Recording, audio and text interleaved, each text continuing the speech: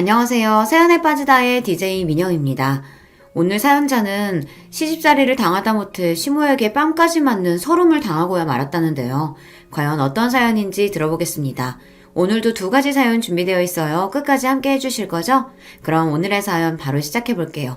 구독과 좋아요 잊지 말고 꾹 눌러주세요. 안녕하세요. 저는 40대 초반 여자입니다. 저는 지금의 남편과 1년 연애하고 결혼해서 아들이 하나 있어요. 사실 결혼하신 분들은 다들 아시겠지만 결혼한 지 10년 가까이 되다 보니 저는 요즘 사는 게 참 별거 없구나 라는 느낌이 듭니다. 저는 지지리도 가난한 집에서 태어나 평생 고생만 하며 살았어요. 그래도 저는 굳게 희망을 가지고 꿋꿋하게 살아보겠다고 안 해본 것 없이 열심히 살았습니다. 하지만 인생이라는 게 나아지는 것도 없이 항상 그 자리더라고요. 제 인생이 엉망이 되기 시작한 건 아버지께서 IMF 때 직장에서 잘렸을 때부터예요. 술에만 빠져 사시느라 가정에 소홀하셨어요. 정말 아무것도 안 하고 매일 술만 드셨죠. 그러다 보니 어머니와 아버지는 매일 싸우기만 하셨어요. 내가 일생을 다 바쳐서 일한 회사가 날 버렸어.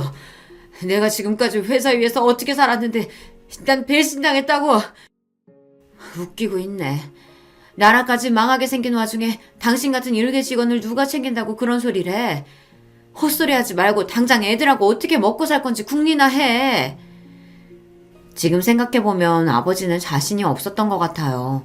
평생 일했던 회사에서 잘리고 나자 앞으로 어디서 뭘 해먹고 살아야 할지 막막하셨던 거죠.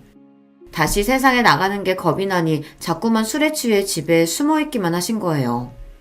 그런 와중에 가장이 힘이 되어줘야 할 가족에게까지 외면당했습니다. 어머니는 아버지를 세상에서 가장 한심한 인간 취급했고 친가 식구들은 아버지를 무시했어요. 다들 도와주지는 않으면서도 사람을 바다 끝까지 끌어내리는 건 다들 잘했죠. 저는 그런 아버지가 불쌍했어요. 장남으로 태어나 평생 부모님 수발 들고 결혼해서 처자식 건사하겠다고 한 번 쉬지도 않고 열심히 살았는데 그깟 회사 좀 잘렸다고 다들 쓸모없는 인간 취급을 했으니까요. 그렇다고 아버지를 원망하는 어머니를 이해하지 못한 건 아니에요. 어머니도 졸지에 가장으로 나서서 돈을 벌어야 하는 상황에 놓이다 보니 원망할 사람이 아버지밖에 없었거든요. 어머니는 식당일부터 청소일까지 안 해본 것 없이 다 하셨어요.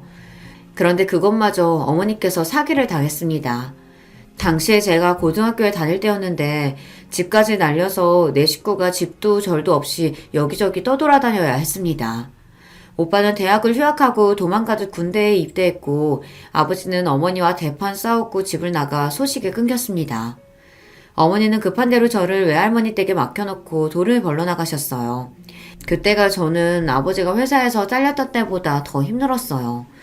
원래도 어머니와 외할머니가 사이가 좋지 않았었는데요. 상황이 급하다 보니 어머니는 저를 외할머니에게 맡기신 거예요. 당시에 외할머니는 알코올 중독이 심했습니다. 거기다가 하루에 담배도 2갑씩 피웠어요. 외할머니는 동네에서 작은 술집을 했었는데 주인인 외할머니가 손님들보다 술을 더 많이 마셨어요.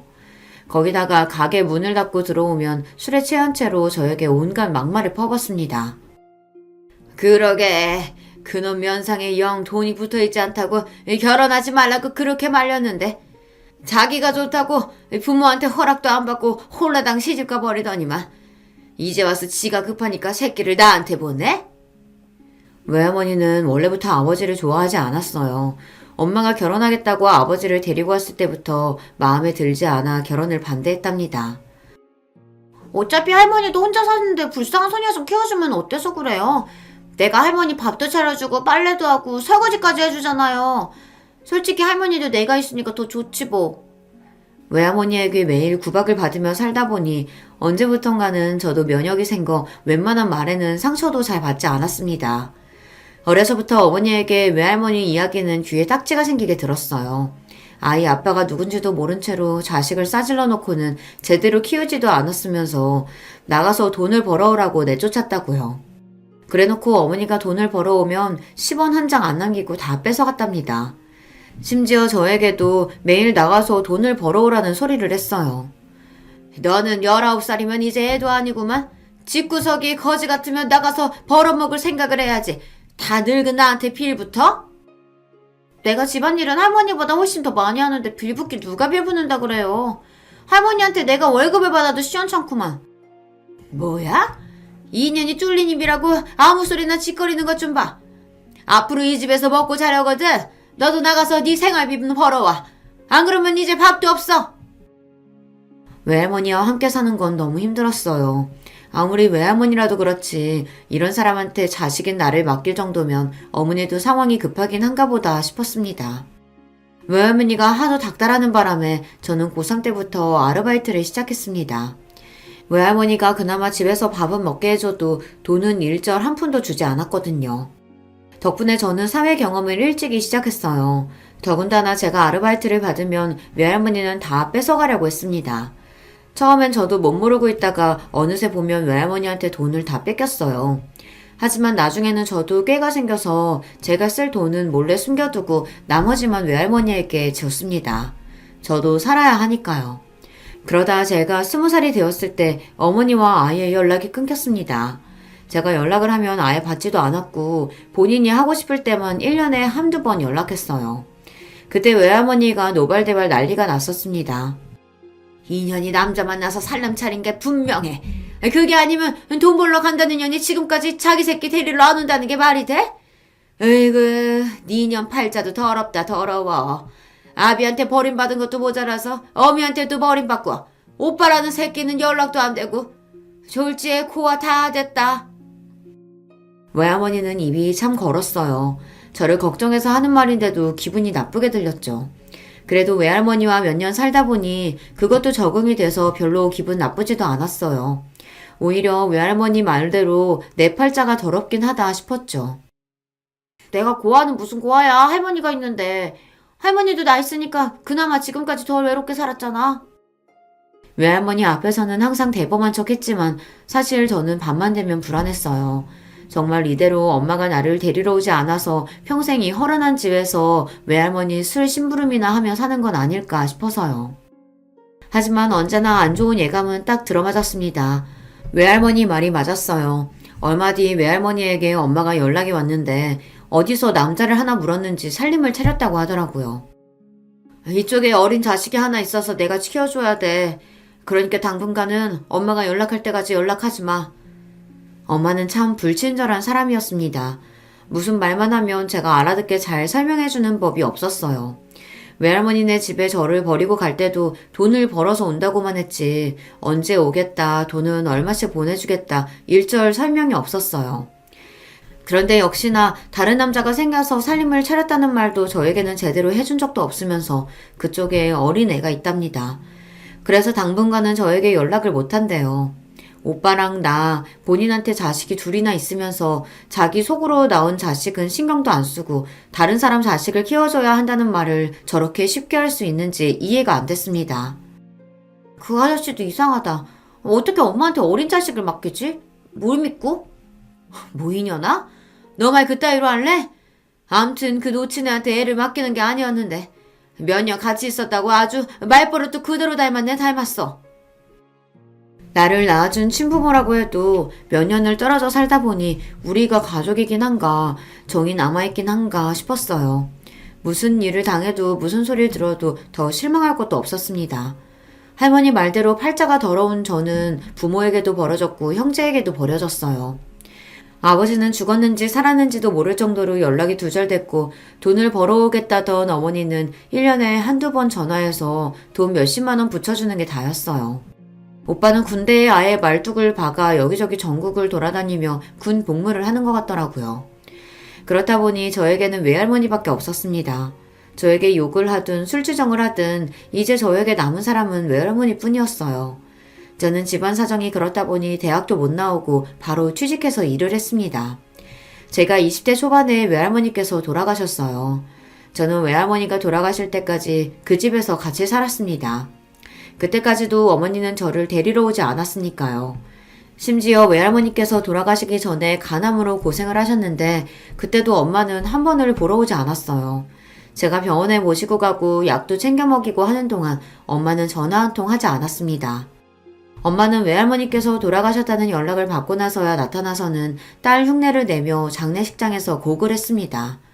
그 모습을 보는데 저는 웃음이 절로 튀어나왔어요. 부모 자식이라는 게 뭔가 싶어서요. 네 할머니 집 부동산에 내놨으니까 팔리면 바로 연락해. 혼자 다 가지고 튈 생각하지 말고. 제 어머니 집은 정말 대단한 사람이에요. 그래도 몇 년 동안 제가 외할머니의 유일한 가족이자 보호자였는데 저에게 상의 한마디 하지 않고 외할머니 집을 팔아버렸어요. 저는 더는 어머니라는 사람과 상종도 하고 싶지 않아 어머니가 외할머니의 집을 팔아 준 돈 1,000만 원을 가지고 나왔습니다. 그 길로 어머니와 인연을 끊었어요. 그 전에도 어머니를 만나지 않고 살았지만 그때는 내가 어머니가 보고 싶다고 해도 어머니가 저를 보러 오지 않은 거였어요. 하지만 이제는 달랐습니다. 제가 어머니를 보지 않고 살겠다고 결정한 거니까요. 그 이후 저는 저만 생각하며 살았습니다. 20살에 건설사 사무실 격리로 시작해 10년 가까이 한 직장에서 일했습니다. 회사 회식으로 갔던 나이트에서 남편을 만나 연애하고 결혼까지 하게 됐어요. 지금 생각하면 제가 어떻게 남편을 만나 연애도 하고 결혼한 건가 신기하긴 해요. 제가 20대 때 나이트를 그렇게 많이 다녔어도 괜찮은 남자를 만난 적이 없었는데 남편은 명문대를 나와 대기업을 다니고 있었어요. 처음엔 나이트에서 만났으니 거짓말인가 싶었는데 나중에 연락처를 주고받고 낮에 만났더니 진짜 명문대 출신의 대기업 다니는 게 맞더라고요. 저와 남편은 둘 다 콩깍지가 씌어 죽고 못 살다 만난 지 1년 만에 결혼했어요. 그래도 결혼할 때 제가 모아놓은 돈이 좀 있어서 시댁에 욕먹지 않을 정도로 준비해서 결혼을 했습니다. 시댁에 부모 없이 자란 애라는 티 내고 싶지 않아 부족한 거 없이 다 준비해서 결혼했거든요. 사실 제 팔자에 지지로 고생만 하다 평생 결혼도 못하고 살 줄 알았는데 그래도 30대 초반에 남편을 만나 결혼도 하고 자식까지 낳았습니다. 이 정도면 그래도 잘 버티고 살았다 싶은데 제 인생은 그렇게 호락호락하지가 않더라고요. 시댁이 또 보통이 아니에요. 시부모님이 지방에서 꽤 크게 공장을 운영하셔서 경제적으로는 어렵지 않았습니다. 그렇다고 재벌도 아니에요. 그런데 시어머니는 제가 남편보다 여러 면에서 부족하다고 생각하셨어요. 사실 남편과 제가 결혼하겠다고 했을 때부터 저를 탐탁지 않아 하셨어요. 특히나 시어머니께서는 대놓고 저를 싫어하셨습니다. 요즘 세상에 시골 촌구석에서 커도 대학은 다들 무조건 가는데 서울에서 학교 다니고 컸다는 애가 어떻게 대학을 안 나올 수가 있어? 아무리 둘이 좋아서 하는 결혼이라도 부부가 서로 조건이 너무 기울면 나중에 참고 살기 힘들어. 이건 뭐 차이가 나도 적당히 나야지. 전문대를 나왔다고 해도 허락을 할까 말까인데 으이그 어떻게 고저를 데리고 왔어? 거기다가 결혼식 때 부모도 안 부른다니? 으유 나 원참 살다 별꼴을 다 보겠다. 아버지와는 연락이 끊긴 지 오래고 어머니는 연을 끊고 산 지가 몇 년인데 굳이 결혼을 한다고 연락하고 싶지 않았습니다. 그래도 저는 오빠라도 있어서 다행이다 싶었는데 시부모님은 저의 그런 사정을 이해하실 리 없었어요. 어머니 아버지 우리가 사랑해서 하는 결혼인데 대학이니 집안이니 이런 게 다 뭐가 중요해요. 우리 둘이 알콩달콩 잘 살 거니까 걱정하지 마세요. 네 어머님 아버님 제가 많이 부족하지만 그만큼 남편 내조 잘하면서 열심히 채우면서 살게요. 그때까지는 보통의 시댁이면 충분히 할 수 있는 말이라고 생각했습니다. 사실 제가 생각해도 남편보다 제가 많이 부족한 사람이니 현실은 인정하고 그만큼 남편에게 잘하고 살면 나중에는 시부모님께서도 인정해 주실 거라 생각했어요. 사실 부모님과 일찍이 떨어져 가족의 사랑이라고는 느껴본 적이 없이 살다 보니 저는 시부모님에게 사랑받은 며느리가 되고 싶었어요. 이렇게 해서라도 단란한 가정의 품에서 안정감을 느끼고 싶었습니다. 그런데 제 팔자가 어디 그런가요? 전생에 나라를 팔아먹어도 몇 번을 팔아먹었는지 아무리 노력해도 시부모님의 마음을 얻을 수가 없었어요. 한 번은 이런 적이 있었습니다. 시아버지 조카 결혼식이 있어서 시부모님이랑 시누이가 서울에 올라왔어요. 결혼식이 금요일이라 우리 집에 금요일날 오셨다가 다 같이 결혼식에 참석하고 하루 주무시고 토요일날 내려가겠다고 하셨죠. 저는 시부모님 고생하시는 게 싫어서 금요일날 회사 반차를 내고 제가 직접 서울역으로 모시러 갔어요. 집이 서울역에서 좀 거리가 있어서 시누이랑 셋이 오시기 힘들 것 같아서요. 그런데 시부모님은 제가 하는 호의는 뭐든지 당연하다고 생각하셨고 더한 걸 바라기도 하셨어요. 저와 남편이 결혼식 올리고 신혼집에는 처음 오시는 거였는데 집을 보자마자 싫은 소리부터 하셨습니다. 아이고, 서울이라고 좋은 집만 있는 줄 알았더니만 여긴 왜 이렇게 낡고 오래됐냐? 어째 엘리베이터도 없어. 4층까지 언제 올라가? 전세라길래 집이 좀 큰가 보다 했더니만 이건 뭐 월세만도 못하다. 새언니는 20살부터 직장생활을 오래 했다면서 모아놓은 돈이 영 없었나 봐요. 무슨 이런 집을 구했어요? 남편은 회사에서 지원해준 원룸에서 살다가 결혼하면서 제가 살던 빌라로 들어왔어요. 전세이긴 해도 방도 2개 다 크고 거실도 넉넉합니다. 제 나이에 아무런 도움 없이 제 힘으로 서울에서 이 정도 살면 잘 사는 거라고 나름 씩씩하게 살아왔는데 시누이가 그런 식으로 말을 하니 기분이 확 상하더군요. 전세기는 해도 방도 넓고 거실도 커요. 신혼부부 둘이 살기는 딱 좋죠 뭐. 에이, 넓기는 뭐가 넓어요. 난 결혼할 남자가 아파트 안에 오면 절대 안 살 거예요. 아가씨는 아직 취직도 안 했으면서 시집갈 생각부터 하는 거예요? 어머, 얘가 너랑 같니? 우리 막내는 직업 같은 거 없어도 결혼하겠다는 남자들 줄을 서. 시누이는 저보다 고작 1살 어려요. 30대 중반이 다 됐는데 제대로 된 직장생활도 해본 적 없고 집에서 놀고 있습니다. 그런 주제에 제 앞에서 잘난 척을 해대는 게 재수없어 한마디 했더니 시어머니가 바로 정색을 하시더군요. 그때였어요. 누가 시댁 식구 아니랄까봐 시아버지까지 굳이 한마디 보태시더군요. 오늘 결혼하는 조카놈은 고작 중소기업 다니는데도 글쎄 처가에서 아파트를 해온단다. 에휴, 우리 아들놈은 명문대 나와서 남들은 꿈도 못 꾸는 대기업에 들어가는데도 이런 나이가 빠진 전세나 살고 있으니 나완 참 속상해서. 시아버지는 저를 쏘아보시며 혀까지 끌끌 차셨습니다. 순간 저는 스스로가 비참할 정도로 자존심이 상했어요. 사람을 앞에 두고 저런 소리까지 하실 줄은 몰랐거든요. 거기다가 시어머니는 집안을 여기저기 둘러보시면서 연신 잔소리를 하시더니 침대에 벌러덩 누우며 이내에 뜬금없는 소리를 하셨어요. 아이고, 집이라고 코딱지만 해서 앉을 데도 없네. 나 이제 무릎 아파서 더는 못 내려가니까 새아기 네가 나가서 돈 좀 찾아와라. 축의금하게 100만 원 후딱 찾아와. 저는 오시는 길에 축의금을 안 찾아서 저에게 찾아오라는 소리인 줄 알고 알겠다고 하고 기다렸습니다. 카드든 통장이든 뭐든 주실 것 같아서요. 그런데 가만히 서 있는 저를 보더니 시어머니가 갑자기 호통을 치셨어요. 어머 얘 좀 봐. 너 지금 나더러 축의금 내라고 기다리고 있는 거니? 네가 해온 것도 없이 맨몸으로 들어왔으면 이런 거라도 네가 알아서 준비해야지. 에휴, 애가 눈치도 없고 센스도 없고. 그때까지도 저는 시어머니께서 무슨 소리를 하시는 건가 싶었어요. 며느리인 제가 시아버지 조카 결혼식에 가는 거야 그렇다 치지만 시부모님 축의금까지 왜 제가 내야 하는 건가 의아했거든요. 저희는 따로 축의금 준비했는데 어머님 아버님이랑 같이 해야 하는 건가요? 저는 정말 몰라서 물어본 겁니다. 저와 남편은 따로 30만 원 축의금을 준비해뒀는데 이걸 시부모님이랑 합쳐서 내라는 이야기인가 싶어서요. 아, 언니 정말 너무 답답하다. 왜 그렇게 말귀를 못 알아들어요? 우리 축의금도 언니가 준비하라는 거잖아요. 시누이의 말에 저는 순간 뒷덜미가 욱신거릴 정도로 황당했습니다. 그때였어요. 결혼식에 가기 위해 역시 반차를 내고 집에 돌아온 남편이 시부모님과 제 상황을 보고 분위기가 아무래도 이상하니 무슨 일이냐고 물었어요. 그러자 시어머니께서 하시는 말씀이 기가 막혔습니다. 네 처가 시집 오면서 해온 게 뭐가 있니? 꼴랑 몸뚱이만 들고 들어왔는데 집에 이런 행사 있을 땐 자기가 알아서 우리 축의금까지 좀 낼 수 있는 거 아니야? 내가 나가서 100만 원 찾아오라고 했더니 저렇게 모르는 척 정색을 하고 있다. 시어머니는 저더러 본인들 축의금까지 내는 게 당연하다는 식으로 이야기했어요. 우리 오빠보다 훨씬 더 부족한 며느리 우리 엄마 아빠가 애써 참고 받아줬으면 돈으로라도 보상을 해야지. 세훈이는 왜 그렇게 생각이 없어요? 저는 순간 너무 황당해서 어안이 다 벙벙했어요. 더군다나 더 기가 막혔던 건 남편의 태도였습니다. 축의금 준비 못했으면 말을 하시지. 그걸 왜 이 사람한테 그래요.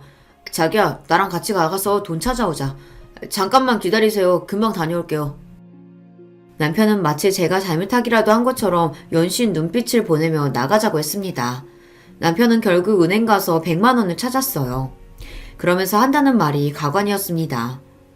내가 우리 부모님한테 어떤 아들인지 자기도 알잖아. 내가 너무 귀하고 아까워서 그러시는 거니까 자기가 조금만 이해해줘. 나는 귀하고 아깝지 않아? 아무리 당신들 자식 귀해도 나는 남의 자식인데 이렇게 함부로 대하시면 안 되지. 남편의 말에 서러움이 폭발한 저는 눈물이 펑펑 쏟아졌습니다. 제가 대학을 못 나오고 부모가 없다시피 자란 게 제 잘못도 아닌데 이토록 무시를 당할 일인가 싶어서요. 우리 부모님 유난한 거 알잖아. 당신이 하나하나 다 서운하고 섭섭하기 시작하면 우리 부모님 상대하기 힘들어. 멀리 사셔서 자주 보는 것도 아닌데 당신이 좀 참아야지 어쩌겠어. 남편은 연세 드신 시부모님은 절대 변하실 분들이 아니니 저에게 참아야 한다고 했습니다.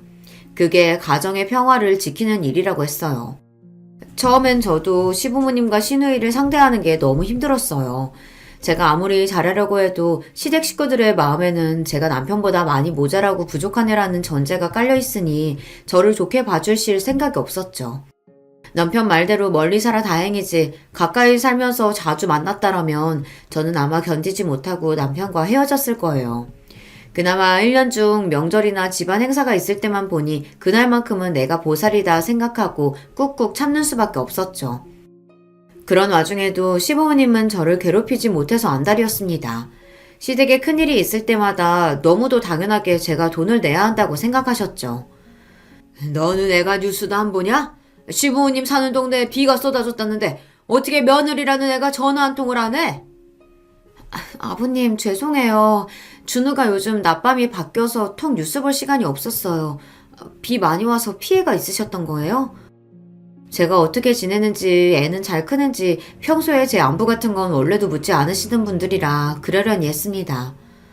애가 낮에 잔다고 너도 똑같이 낮에 자면 안 되지? 여자가 집안일도 싹 깨끗이 하고 남편을 챙겨야지. 시아버지는 언제나처럼 잔소리를 늘어놓으셨어요. 그러더니 본론을 이야기하시더라고요. 비가 많이 와서 담이고 뭐고 상태가 영 부실해서 공사를 좀 해야겠다. 내가 알아보니까 벽이랑 대문이랑 새로 하면 돈 1,000만 원 든다고 하니까 네가 좀 보내라. 상황이 급한 거는 알지만 지금 당장 1,000만 원을 전부 보내라고 하시니 저는 당황스러웠어요. 준우 아빠 퇴근하고 오면 상의해서 보낼게요. 상의는 무슨 상의야? 네 남편 매일 나가서 일하느라 힘든데 괜히 신경 쓰게 그런 쓸데없는 소리 뭐하라고 해? 너 회사 그만두면서 받은 퇴직금이 있을 거 아니냐? 너는 부모도 없이 따로 돈 쓸 데도 없을 테니 그냥 좀 보내라. 시아버지는 자기 할 말만 뱉어놓고는 전화를 끊어버렸습니다. 이제 보니 시아버지의 목적은 제 퇴직금이었어요. 제가 아이를 낳으면서 10년 넘게 다닌 회사를 그만둔 거 아셨으니 그 돈을 뺏고 싶으셨던 거죠. 저는 시아버지의 태도에 기분이 상해 남편에게 말도 안 하고 돈도 보내지 않았습니다. 시부모님 집 공사하는데 돈을 보태드리는 거 자식으로서 어려운 일은 아니지만 평소 시부모님께서 저에게 하신 일들이 있으니 순순히 드리는 게 어쩐지 마음이 내키지 않더라고요. 그런데 그 다음날 시어머니에게 연락이 오고 그 다음날부터 시누이에게까지 연락이 왔어요. 애미 너는 시아버지가 그렇게까지 말했으면 알아서 연락을 해야지. 어쩜 아직 소식이 없냐? 네 주제에 우리 아들 같은 애랑 살게 해줬으면 고마운 줄 알아야지. 그깟 돈 1,000만 원이 아깝냐? 어머님 그런 게 아니고요. 제가 돈 해드리는 게 당연한 일이 아는데 왜 매번 말씀을 그렇게 하세요? 시부모님의 일방적인 막말에 저도 슬슬 지쳐갔습니다. 바쁜 남편을 대신해 매일 혼자 독박 육아하는 거로도 심신이 지쳐있는 상태였는데 시부모님에게까지 그런 소리를 들으니 저도 참기 힘들더라고요. 됐다 됐어. 친정이라고 막장인데 네가 뭘 배우고 컸겠니? 그깟 돈 주기 싫으면 말아라. 시어머니는 또 일방적으로 본인 하실 이야기만 하고 전화를 끊었습니다. 그러고는 시누이에게 전화가 왔어요. 내가 너무 열받아서 오빠한테 전화하려다가 언니한테 한 거예요. 언니는 자기 주제에 너무 모르는 거 아니에요? 내가 언니면 시댁에 미안해서라도 매일 절이라도 하겠어요. 근데 꼭 그렇게 우리 집에 돈 필요한 일 있을 때마다 모르는 척 얄밉게 굴어야겠어요? 결혼하고 저는 사람들 들들 볶는다는 게 뭔지 너무 뼈저리게 느꼈습니다. 저희 시댁이 딱 그래요. 차라리 대놓고 싫다, 밉다, 욕을 하면 똑같이 갚아줄 텐데 사람을 은근슬쩍 무시하고 하대하면서 제가 하는 행동이 잘못됐고 본인들 말이 맞다는 식으로 몰아가니 사람이 미치겠더군요. 셋이 작정하고 사람 하나를 이상하게 만드니 너무 힘들었어요. 시간이 갈수록 그런 일들이 잦아지니 저와 남편 사이에도 오해가 생기고 분열이 생겼습니다. 아버지랑 어머니가 집 공사해야 한다고 여러 번 연락하셨다는데 당신은 왜 나한테 말도 안 했어? 남편은 시부모님 말만 듣고 저에게 싫은 소리를 늘어놨어요.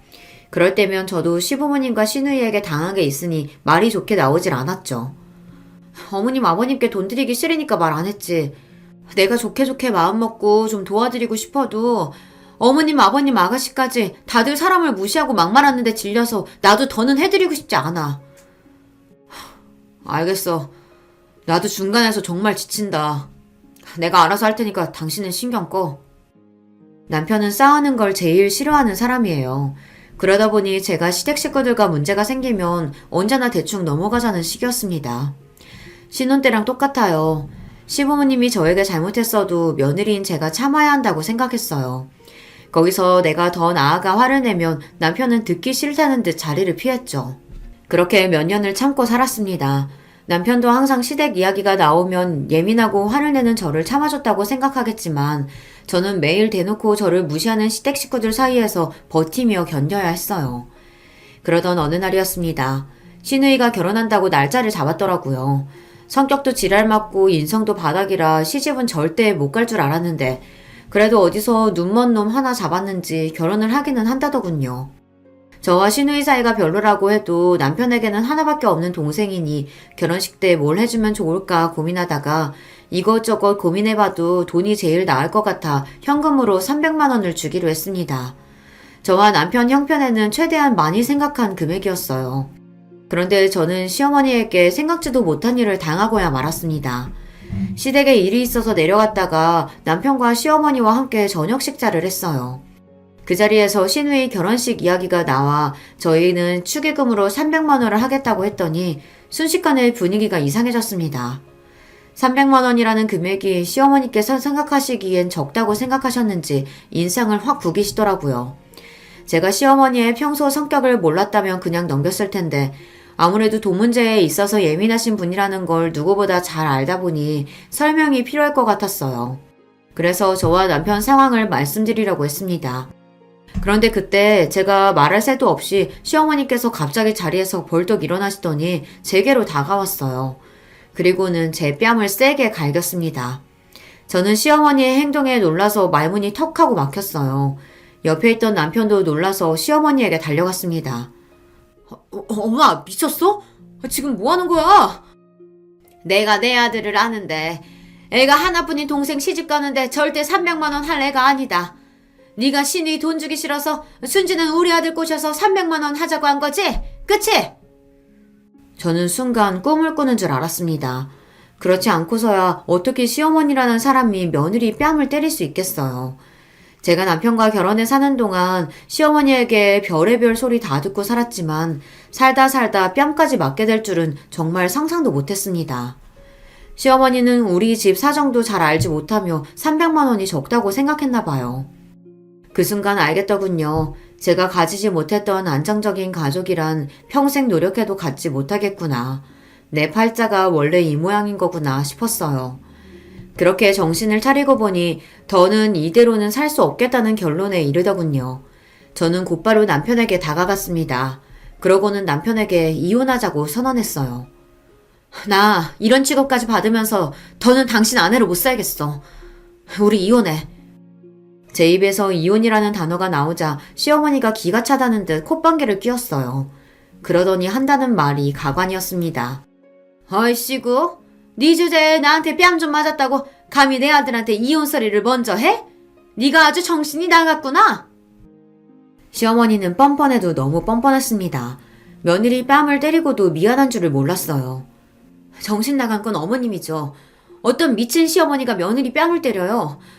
지금까지 어머님이 저에게 무슨 짓을 해도 우리 아들 생각해서 꾹 참고 살았어요. 그런데 더는 안 되겠어요. 난 무슨 일이 있어도 이혼할 거니까 그런 줄 알아. 저는 남편에게 이혼을 선언하고 식당 문을 박차고 나올 생각이었습니다.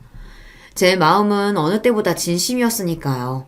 남편과 사는 10년 동안 별의별 일이 다 있었지만 저는 아들 하나만 바라보며 꾹 참고 살았어요. 제가 어릴 때부터 부모 없이 자라다 보니 제 아들만은 저와는 다르게 살길 바랬거든요. 경제적으로 부유하지 않아도 화목한 부모 아래서 안정적으로 살기만을 바랬는데 그게 이렇게 힘들 줄은 몰랐습니다. 아무리 그래도 이건 아닙니다. 제가 시어머니에게 손찌검을 당하면서까지 지켜야 하는 건 어디에도 없어요. 제 자식이 귀한 만큼 저 스스로도 소중하니까요. 그때였습니다. 제가 이혼을 선언하고 시어머니와 실랑이를 벌이는 사이 순식간에 표정이 바뀐 남편은 잔뜩 상기된 표정을 지으며 시어머니에게 다가갔어요. 그러더니 한다는 소리가 놀라웠습니다. 엄마 진짜 왜 이러는 거야? 내가 준호 엄마한테 함부로 하지 말라고 몇 번이나 이야기했잖아. 준호 엄마니까 나랑 살아주는 거라고. 어머머? 얘 말하는 것 좀 봐? 네가 어디가 어때서 그런 소리를 해? 전혀 저거 아니어도 너랑 살겠다는 여자 줄을 섰어. 걱정하지 마.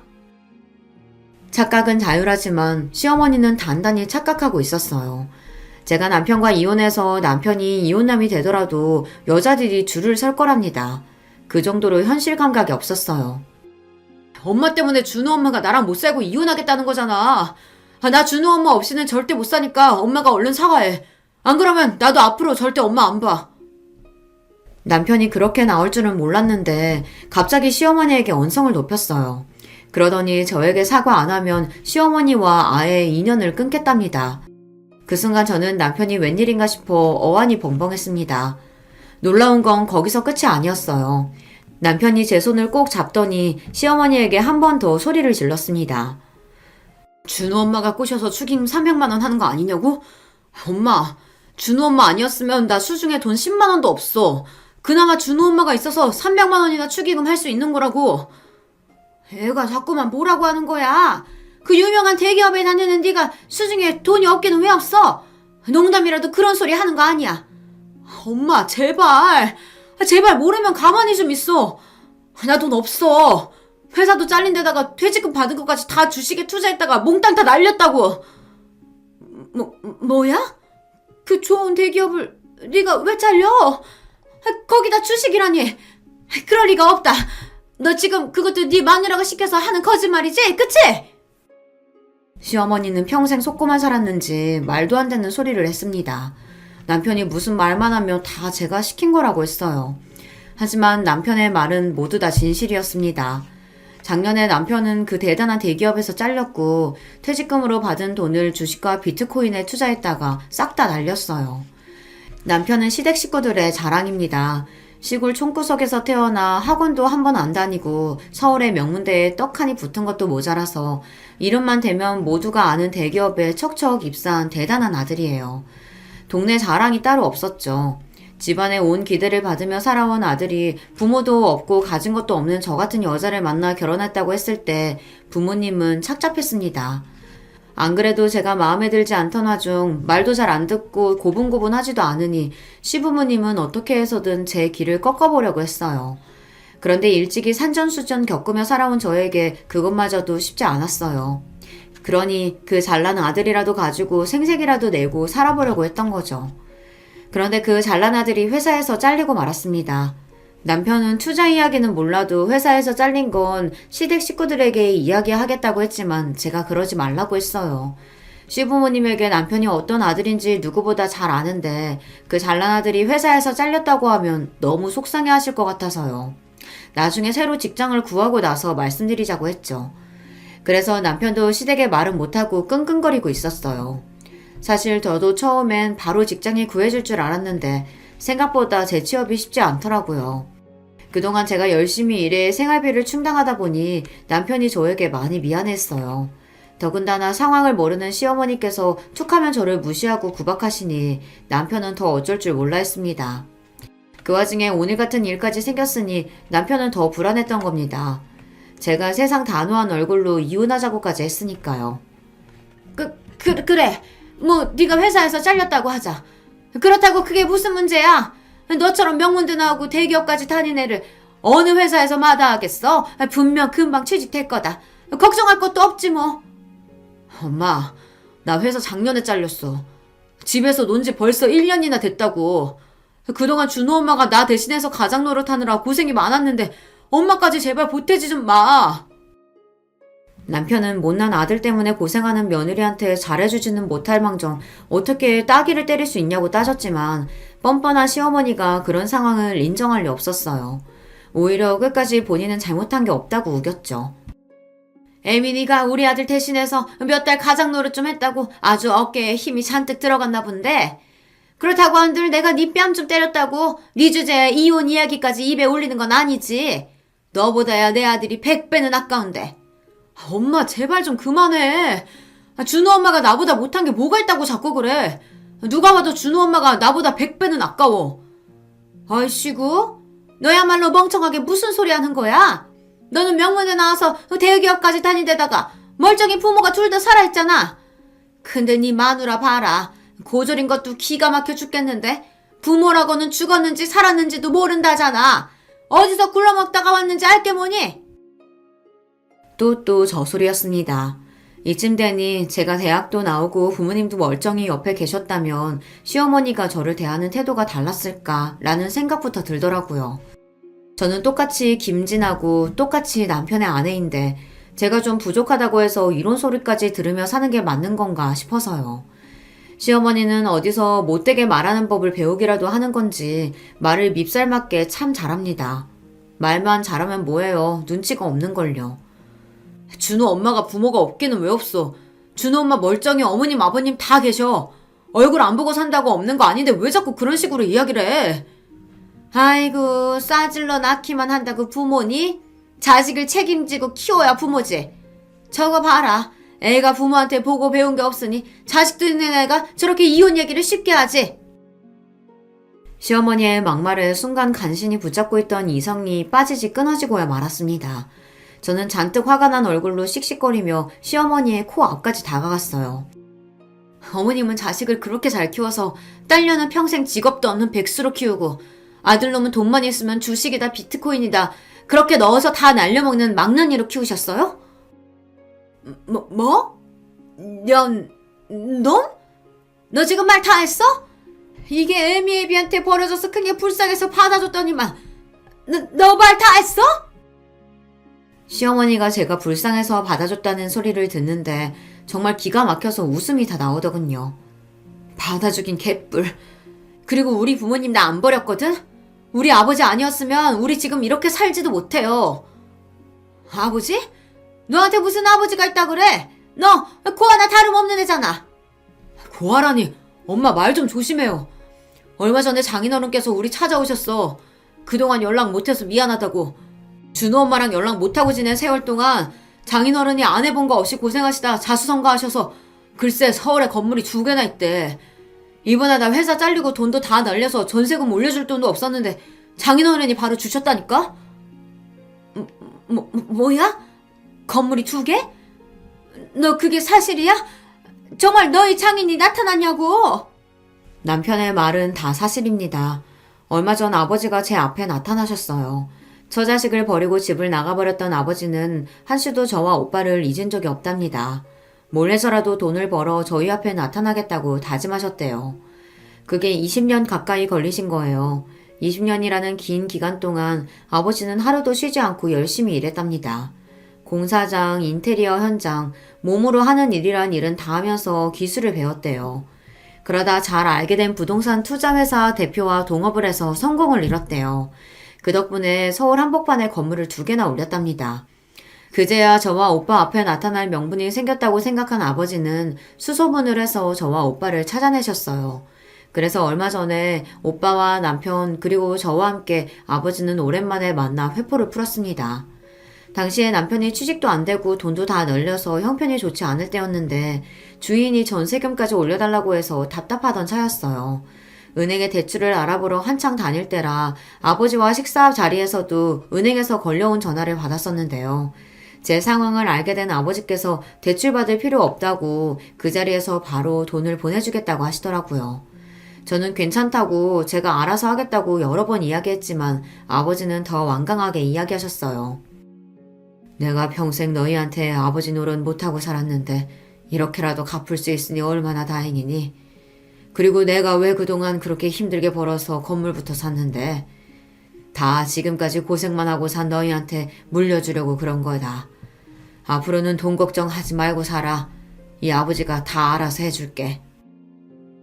사람이라는 게 참 간사해요. 아버지가 제 앞에 나타나기 전까지는 항상 부모님을 원망하면서 살았는데 시부모님께 구박을 당할 때마다 내가 멀쩡한 부모가 있었다면 이런 취급은 안 받고 살았을 텐데 싶어서 항상 미워하고 원망했습니다. 그런데 몇십 년 만에 나타난 아버지가 번듯하게 사는 모습을 보여주며 앞으로 돈 걱정은 하지 말라고 하시니 어쩐지 마음이 든든하고 한시름 났다라는 느낌마저 들더라고요. 그런 집안 사정을 시어머니에게 이런 식으로 말하려고 했던 건 아니지만 시어머니가 자꾸만 선을 넘으며 몰상식하게 구시니 저도 참을 수가 없었습니다. 그런데 간사하게는 시어머니도 마찬가지였어요. 바로 조금 전까지만 해도 제 주제가 어떻고 하시면서 뺨까지 내리치신 분이 제 아버지 이야기를 듣더니만 순식간에 180도 달라지더라고요. 그런 사정이 있었으면 나한테 말을 하지 그랬어. 우리가 뭐 남인가? 아버지가 건물이 2개나 있으시면 나중에 아들하고 딸한테 하나씩 물려주시겠네. 그치? 사람이 어쩜 저렇게 염치가 없을 수가 있죠. 다른 걸 다 떠나서 사람이 양심이라는 게 있으면 제 앞에서 어떻게 아버지 건물 이야기를 하실 수 있을까 싶었습니다. 애미, 너 아까 이혼 이야기 꺼낸 건 괜히 나랑 네 남편 겁주려고 해본 말이지? 그치? 너희가 왜 이혼을 하니? 우리 준우 생각도 해야지. 시어머니는 정신이 나간 게 분명합니다. 만약 시어머니가 정말로 우리 준우를 생각했다면 그동안 저에게 그렇게 하시면 안 됐어요. 저는 시어머니와 단 1분 1초도 얼굴을 마주보고 싶지 않았습니다. 아니요, 어머니, 진심이에요. 어머님이 제 시어머니인 이상 더는 준우 아빠랑 못 살아요. 제가 뭐가 부족하다고 직업도 없고 돈도 없는 저런 남자랑 살아요. 저 이혼할 거예요. 저는 단호하게 이야기했습니다. 남편과 헤어질 거라고요. 사실 남편이 직장 생활에 불만을 가지고 투덜거리다가 잘리게 됐을 때도 주식과 코인으로 돈을 날렸을 때도 저는 이혼 생각은 해본 적이 없어요. 저희 부모님은 매일 돈 때문에 싸우는 모습을 자식에게 보여주다가 결국은 헤어지셨기 때문에 그게 자식에게 얼마나 아픈 상처인지 알아요. 그렇다 보니 저는 자식에게 저와 똑같은 상처는 주고 싶지 않았습니다. 가족이란 서로에게 힘든 일이 생겼을 때 돕고 의지할 수 있는 존재여야 한다고 생각했으니까요. 그래서 저는 남편에게 힘든 일이 생겼을 때 제가 돕고 의지가 되어주면 된다고 생각했어요. 그렇게 버티고 살다 보면 분명히 좋은 날이 올 거라고 기대했거든요. 그런데 제 기대는 산산이 부서졌습니다. 제가 지난 10년 동안 참고 버티며 살아온 결과가 어머님의 손찌검이었으니까요. 그런데 그 순간 남편이 말도 안 되는 행동을 했어요. 갑자기 제 앞에 무릎을 꿇고 앉았습니다. 여보, 준호 엄마, 제발 그러지 마. 나 당신 없으면 못 살아. 나 결심했어. 나 엄마 버리고 당신한테 갈게. 제발 나 좀 받아줘. 남편의 행동에 저는 기가 막혀 한숨이 절로 튀어나왔습니다. 남편에게 일어나라고 해도 남편은 안 일어나겠다고 우겼어요. 본인 부모와 지금 당장 연을 끊을 테니 이혼만은 하지 말아달라고요. 그 순간 더 충격적인 일이 일어났습니다. 남편의 행동에 기가 막히다는 듯 남편을 쏘아보던 시어머니가 갑자기 누나를 굴리더군요. 그러더니 남편 옆으로 다가간 시어머니가 본인도 무릎을 꿇었어요. 아이고 애미야, 내가 잘못했다. 내가 못 배우고 무식해서 너한테 절대 하면 안 되는 행동을 했어. 네가 너무 딸 같고 편하니까 그런 거지. 설마 내가 진심으로 무시해서 그랬겠어? 가족끼리는 원래 다 그러면서 친해지는 거야. 너 그럼 네가 좀 이해해줘. 순간 조금 전 먹은 음식을 다 토해낼 뻔했습니다. 생각지도 못했던 시어머니의 태도에 소름이 돋아 정말 속이 다 메스꺼렸어요. 바로 10분 전까지만 해도 사람을 개무시하고 제 뺨까지 때렸던 사람이 어떻게 저렇게 바뀔 수가 있죠. 저런 모습을 보고 나니 저는 더 화가 치밀었습니다. 저는 그 자리에 도저히 있을 수가 없어 아무 말도 하지 않은 채 식당을 나와버렸어요. 그러고는 바로 집으로 돌아왔습니다. 그 이후 어떻게 됐냐고요? 저는 아직도 이혼 소송 중입니다. 저는 집에 돌아오자마자 남편에게 이혼 소장을 보냈어요. 남편도 남편이지만 시어머니의 소름 돋는 행동 앞에서 다시는 시어머니의 얼굴을 보고 싶지 않았거든요. 반년 넘게 소송을 하면서 사실 저는 많이 지쳤어요. 저는 남편에게 이혼 소장을 보내자마자 아버지에게 연락해 아들과 함께 아버지 집으로 들어갔습니다. 아버지는 제 상황을 들으시더니 본인이 오히려 더 미안해하셨어요. 내가 그렇게 엉망으로 살지만 않았으면 너한테 이런 일은 없었을 텐데 이 아버지가 못나서 미안하다. 아버지에게 그런 이야기를 드리려고 한 건 아니었는데 본의 아니게 아버지를 속상하게 만들고 말았습니다. 그래도 아버지는 제가 이혼하겠다고 하면 응원해 주시겠다고 했습니다. 이혼하고 아버지와 함께 살면 되니 걱정하지 말라면서요. 저는 그런 아버지가 든든했습니다. 지금까지 살면서 부모든 남편이든 누구에게도 의지하며 살아와 본 적이 없었는데 이제라도 저에게도 비빌 언덕이 하나쯤은 생긴 것 같아 마음이 놓이더라고요. 하지만 남편은 아직도 이혼 생각이 없답니다. 소송 중 내내 이혼에 합의할 생각이 없다면서 저와 아들을 되찾고 싶어해요. 여보, 나 취직했어. 대기업은 아니지만 그래도 경력적으로 들어간 거라 이제 당신이랑 우리 준우 내가 보살필 수 있다니까? 앞으로는 부모님이랑도 연 끊고 당신 말만 들으면서 살 거니까 제발 돌아와줘. 법원에서 만나기만 하면 남편은 저에게 절절히 고백을 합니다. 앞으로는 주식이든 비트코인이든 일절 신경 끄고 살 테니 믿어달라고요. 그런 모습을 보면 사실 저도 흔들려요. 남편이 철이 좀 없긴 해도 결혼 생활을 하는 동안 저와 아들에게 잘했거든요. 아들도 남편이랑 헤어져 있으니 많이 보고 싶어하고 불안해합니다. 외할아버지네 집이 크고 넓어서 좋기는 하지만 아빠가 보고 싶대요. 저는 요즘 고민이 많습니다. 이대로 계속 소송을 하면서 이혼을 고집하는 게 맞는 건가 싶어서요. 남편이 시부모님이랑 인연을 끊고 저와 살겠다고 하는 말을 믿고 사는 게 맞는 걸까요? 제 욕심에 남의 집 부모와 자식 간의 인연을 끊어놓는 게 맞는 건지 모르겠어요. 그렇게 다시 합쳐서 산들 우리가 잘 살 수 있을까 걱정이 되기도 하고요. 여러분의 생각은 어떠세요? 제가 이혼을 하고 아들과 아버지와 함께 마음 편하게 사는 게 나을까요? 아니면 시부모님과 연을 끊고 남편과 다시 합치는 게 나은 선택일까요? 저는 아직도 결정하지 못했습니다. 저도 제가 이렇게 우유부단한 인간인지 몰랐어요. 여러분의 생각은 어떠신지 댓글로 남겨주시면 하나하나 확인해서 읽어보고 참고하도록 하겠습니다. 저의 막장 인생 이야기 끝까지 들어주셔서 너무 감사해요. 여러분의 가정에는 항상 좋은 일만 가득하시길 바랄게요. 거의 매일 같이 잘 듣고 있는 채널이지만 인사를 드려보는 건 처음이네요. 안녕하세요. 저는 지금 남편과 아웅다웅 하면서 딸 하나, 아들 하나 키우며 살아가는 여자고요. 저는 가끔 제 아이들은 궁핍을 모르는 천진난만한 아이들이라는 생각도 합니다. 저도 제 아이들처럼 남매로 태어나 자랐어요. 저하고 남동생은 원래 태어나기를 서울에서 태어났는데요. 어렸을 때 지방의 시골 동네로 이사를 갔어요. 친정 부모님께서 믿었던 지인에게 뒤통수를 맞으시고 전 재산을 잃으신 직후이기도 했습니다. 나중에 친정 부모님이 회상하시기를 그때 몇 번이고 그냥 죽을까 하셨었다네요. 내가 네 아버지한테도 그랬었어. 우리 그냥 시골 외삼촌 댁에 가서 몇 날 며칠 애들 데리고 자연 벗삼아서 마지막으로 실컷 놀고 즐긴 다음에 농약 먹고 세상 떠나자고. 시골에 농약도 있고 쥐약도 있으니까 떠나는 거 일도 아니라고. 이렇게 살 바에 그냥 떠나는 게 훨씬 낫다고. 오죽하면 내가 그랬을까. 하지만 자식들은 죄가 없잖아. 이런 부모 밑에서 태어나고 싶어서 태어난 것도 아닌데. 그래서 우리 귀염둥이 남매 얼굴 보면서 꾹 참고 견뎌낸 거야. 그러다 보니까 시간이 흘러서 이렇게 마음 편히 웃는 날도 오네. 쥐구멍에도 볕들 날이 있다는 게 헛소리는 아니었나 봐. 세상을 원망할 시간도 없었다고 친정 부모님께서 그러셨어요. 갚아야 할 돈이 넘쳐나니까 원망하는 데 시간을 쏟는 건 어느 순간부터 사치가 되었다고 하셨죠. 사실 죽을 각오를 하시고선 시골에 내려오셨던 두 분이셨는데 열심히 농사일을 하시면서 삶의 의지를 다지셨고 돈이 되는 품종을 운 좋게 남들보다 대범하게 대량 재배하시면서 그때부터 인생의 반전을 맞이하셨습니다. 친정엄마의 외삼촌 되시는 분께서는 그 시골 동네에서만 평생을 사신 분이셨는데 일찍 사별을 겪으신 이후로 재혼을 하지 않으셨고 자식도 없으셨죠. 돌아가시기 전에 친정엄마께 재산을 물려주겠다는 뜻을 밝히셨습니다. 갖고 계셨던 농사 짓는 땅 조금이라고 모두가 생각했었어요. 그런데 알고 보니까 옆 지역에 따로 땅을 가지고 계셨던 거예요. 말씀을 안 하셔서 아무도 그때까지 몰랐습니다.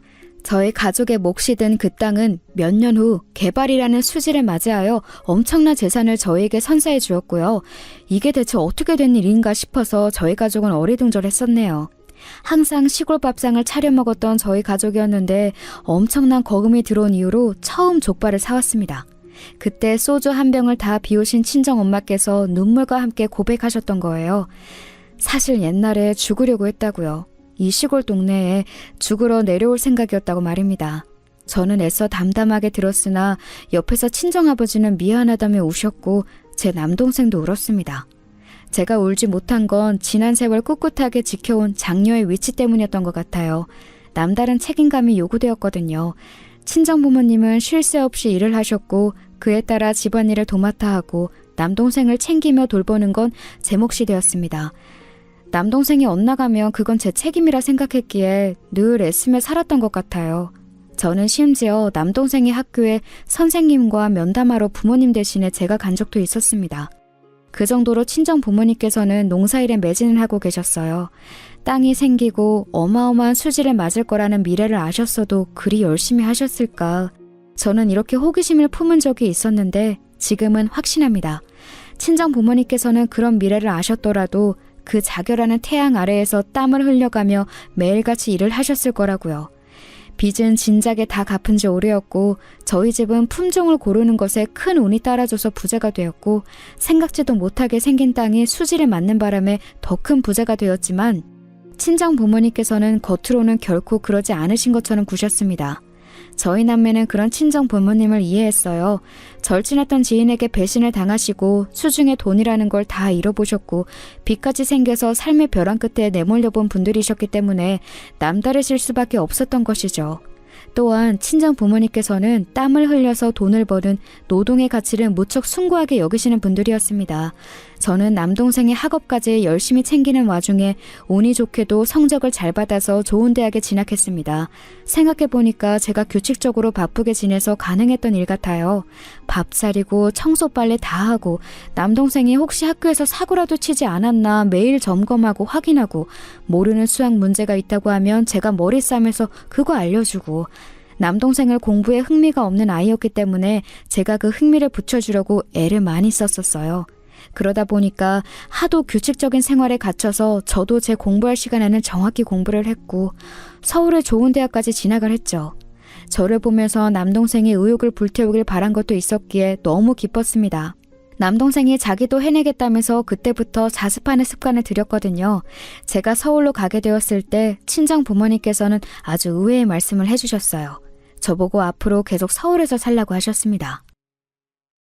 존재 자체로도 고맙고 든든하고 힘이 되고 또 미안한 우리 딸아. 내가 아주 가장 역할을 못하는 가장이어서 너무나도 면목이 없었던 순간들이 많구나. 네가 고생이 많았다. 우리 가족 가장 힘들었을 때 그 어렸던 네가 동생까지 챙기면서 묵묵하게 거연둬준 것만으로도 눈물이 났는데 어느새 성인이 되었구나. 앞으로는 서울에서 너만의 인생을 마음껏 펼쳐봐라. 그래, 나도 네 아버지하고 생각이 같아. 너는 우리가 보기에 여기 생활이 맞지 않고 서울처럼 활발하고 시끄럽지만 수많은 기회와 선택이 기다리고 있는 도시 생활이 더 맞아 보여. 혹여나 효도하겠다고 나중에 좋은 기회 차버리고 집에 내려오겠다고 할까봐 걱정이 돼서 우리가 미리 당부하는 거야. 우리가 앞으로 체력 관리 든든하게 하면서 나중에 태어날 손주들이 다 자라서 결혼하는 그날까지 버텨볼 거니까 너는 여기 일은 아무 걱정 말고 너 하고 싶은 공부, 너 가고 싶은 직장, 네가 만나고 싶은 남자 이런 거 다 이루면서 살아. 우리가 뒤에서 받쳐줄 테니까. 알았지? 우리 딸? 저는 두 분께서 이렇게나 살가운 분들이셨나 싶은 마음에 그때는 좀 얼떨떨했던 것 같아요. 제가 집에서 동분서주하면서 노력해온 것들 솔직히 친정 부모님께서 모르시는 줄 알았어요. 그런데 다 알고 계셨더라고요. 성인이 된 딸을 위해 앞으로 어떤 지원이든 해주겠다고 말씀하신 든든한 부모님을 둬서 행복했습니다. 그리고 정말 부끄럽게도 그날에서야 저는 유심히 친정 부모님의 모습을 들여다보았어요. 그때 알았죠. 친정 부모님께서 또래의 다른 분들보다 최소 10살 정도씩은 나이가 들어 보이시는 것을 말입니다. 아직 그러실 나이도 아닌 것 같은데 왜 그렇게 흰머리는 나셨던지. 그동안 친정아버지의 머리는 원래 친정엄마께서 손수 잘라주신 것도 깨달았습니다. 그리고 친정엄마께서는 가끔 외지에서 시골에 봉사활동을 오면 그때 미용봉사를 받아 머리를 손질하셨고요. 아무리 시골이라지만 유행과는 한참 먼 두 분의 옷들도 그렇고 친정 부모님께서는 지난 세월 조금의 사치도 하지 않으셨죠. 미용실 가는 돈도 아까워하셨으니까요. 저는 그런 두 분의 모습을 가만히 오랫동안 제 눈에 담았습니다. 친정엄마께서는 당신의 외삼촌께서 돌아가시기 전에 그 댁에 걸어두셨던 가온 액자를 저희 집으로 가져오셨었는데요. 거기에는 정직, 겸손, 절제가 적혀 있었습니다. 저는 친정 부모님의 모습을 본받아 두 분이 유지를 받들 듯 지키시고 있는 그 가온을 저 또한 지키기로 하였어요. 누나로서 동생에게 늘 모범을 보여왔으니 제가 사치하지 않고 소탈하게 잘 살면 남동생도 따라할 거라고 믿었고요. 저는 서울에서 열심히 공부하며 살았습니다. 눈코 뜰 새도 없이 바쁘게 아르바이트 생활도 해보았고 친구들과 용돈을 모은 걸로 일본 여행도 떠나보았어요. 말 그대로 새로운 인생이 저에게 펼쳐졌음을 알았습니다. 제가 개척하는 저만의 인생 그림 너무 즐겁다는 생각이 들었고 제 자신을 믿으며 앞으로 나아가다 보니 목표로 삼았던 직장에도 들어갈 수 있었네요. 제가 서울에 계속 눌러 살기를 바라셨던 친정 부모님의 염원이 강하게 닿기라도 한 것인지 시간이 흘렀을 때 저는 도시 남자와 결혼을 했습니다. 그리고 어느 드라마 제목에서 묘사를 했듯이 남편 하나와 결혼을 했을 뿐인데 시댁이 넝쿨째 저에게 굴러 들어왔습니다. 아주 고고하게 구는 시댁 식구들이었죠. 아무래도 제가 시골 출신이라고 하니까 다들 저를 얕잡아 보는 분위기였습니다. 대학 잘 나오고 직장 잘 잡았고 그랬기에 망정이지. 아니었으면 언감생신 우리 아들하고는 급이 안 맞아서 만나지도 못했어. 우리 엄마 말이 맞아. 올케 솔직히 내 동생보다 올케가 한참 수준 떨어지는 거 알지? 나는 누나로서 좀 가슴이 아프네. 올케가 앞으로 노력 많이 해줬으면 좋겠어. 차이나는 수준을 채우려면 노력이 필요한 거잖아. 결혼하고 얼마 안 되었을 때 이때가 사실 가장 정신이 없기도 하고 설레기도 하고 그렇잖아요. 그런데 저에게 시어머니와 시누이가 차례로 멋진 발언을 해주셔서 덕분에 제 어이가 상실되었답니다. 시아버지께서도 저를 썩 탐탁스레 여기지 않아 하셨지만 사내대장부의 길을 함부로 꺾어 놓는 거 아니라고 하시면서 남편이 워낙 저하고 결혼을 하고 싶어하니 그 뜻을 따라주겠다고 하시며 저를 허락해 주셨었죠. 남편이 완강해서 시어머니께서는 차마 이 결혼 별로인데 라는 속내를 못 밝히셨던 것 같아요. 그런데 제가 나중에 든 생각은 차라리 진작 그 속내를 밝혀주셨다면 제가 결혼하고 나서 뒤통수 얼얼해지는 일은 없었을 것 같더라고요. 저는 시어머니께서 원래 그렇게 미간이 살짝 찌푸려진 인상이고 한숨을 습관적으로 쉬시는 분인 줄로만 알았지 뭔가요? 그런데 제가 마음에 안 들어서 그러신 거였다는 것을 황당하게도 저는 결혼 후에 알아버린 겁니다. 제 친정이 전혀 어렵지 않는 집안이라는 것 정도는 시댁에서도 알았습니다. 그러나 굉장히 형편이 넉넉한 집안이라는 것까지는 알지 못했어요. 결혼 과정이 얼렁뚱땅 흘러버리는 바람에 제가 굳이 공개할 이유를 찾지 못했고 제가 일구어낸 저의 결과물인 재산이 아니니까 자랑스레 떠드는 것은 말도 안 된다고 생각했기도 했었어요. 제가 저희 부모님의 자식이라서 생각하는 게 비슷했나 봐요. 안 떠벌리고 조용조용히 있었네요. 비상금은 없는 돈이라고 생각해야 편하다는 말처럼 저는 친정의 그 재산, 저와 크게 상관없는 것이라고만 여겼습니다. 그거 없이도 결혼하는데 아무 지장 없었고요.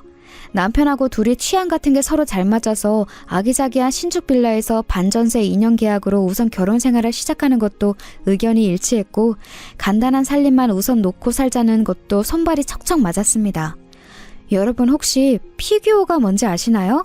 모르시는 분은 인터넷까지 갈 것 없이 유튜브에 검색만 해보셔도 뭔지 바로 아실 거예요. 남편의 유일한 취미는 피규어 수집이었습니다. 그 작디 작은 게 어찌나 비싸던지 남편은 작지만 사치스러운 취미 그것 하나만 충족되면 다른 것은 허접해도 상관없다고 여기는 남자였어요. 그래서 저와 아기자기한 시작을 할 수 있었던 것 같아요. 남편의 누나인 시누이는 그런 저희 부부를 약간 비웃었습니다. 아휴, 내가 대학생 때 친구하고 자취했던 집이 딱 그 수준이었는데 두 사람 너무 동네 위치만 따진 거 아니야? 집이 멋지지가 않잖아. 사람들 데려와서 구경도 시켜주고 자랑도 하고 좀 그래야 재미가 있는 건데. 신혼집이 너무 격떨어져서 웃기기도 하고 안타깝기도 하고. 나는 아무튼 좀 그래. 객관적으로 그 신혼집 절대로 격떨어지지 않았어요. 끝내주는 위치 최상급인 건물의 상태, 주변의 시설들도 아주 좋았고요. 그러니까 신우이는 그냥 저희 부부를 비꾸면서 내가 더 잘났다고 자랑질을 하고 싶은 것에 지나지 않았죠. 나이 들어서 유치한 싸움을 하지 않게 됐지만 잘할 때는 자기 누나와 치고받고 싸운 적까지 있다는 것을 고백한 남편은 신우이의 비꼬는 인사에 무시로 나가겠다고 하였고, 신혼부부의 금수를 자랑하기 위해서 저 역시 남편과 똑같이 커플로 행동하기로 했어요. 신우이가 너희 부부보다 우리 부부가 더 잘 산다고 오스대는 것에 계속 무시로 일관했습니다. 그랬더니 슬슬 약이 올라하더라고요. 시어머니께서 딸보다는 아들을 기본적으로 아끼시는 분인지라 그런 분께 자기 동생 욕은 못하겠으니 제 욕을 해댔습니다. 가뜩이나 저를 마음에 안 들하고 계셨던 시어머니께서는 옳다구나 판버려보자 하시면서 그때부터 가열차게 저를 눈엣 가시로 여기셨습니다. 저만 아니었으면 당신의 아들이 강남에 친정을 둔 여자와 결혼해서 폼나게 살았을지도 모른다고 여기시는 듯 했어요. 아휴, 어디 경기도 시골도 아니고 경상도에서도 깡시골인 동네가 웬 말이니? 우리 집은 시골과 연을 두는 건 반길 일이 없는 집이야. 농작물이고 뭐고 죄다 마트에서 사다 먹는데 무슨 콩고물 떨어지는 걸 기대하겠어?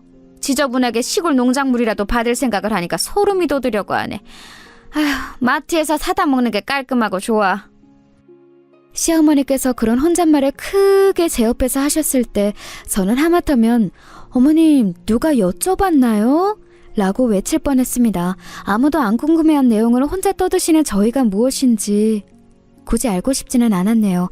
저는 남편과 깨를 볶는 신혼생활을 하고 있었으므로 주말에 불려간 시댁에서 고된 설거지에 당첨돼도 별로 불만은 없었네요.